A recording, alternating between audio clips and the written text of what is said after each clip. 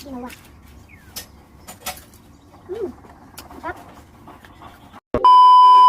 So, gagawa tayo mga marikong urat ng ukoy. Ukoy na puso ng saging. Lagyan na natin yung puso ng saging.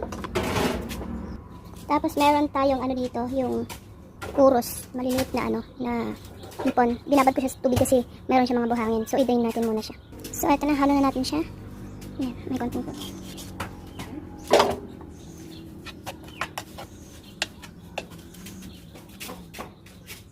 So, lagyan natin ng all-purpose flour.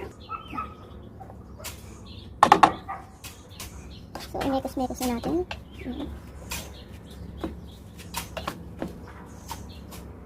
Lagyan din natin ng isang apple.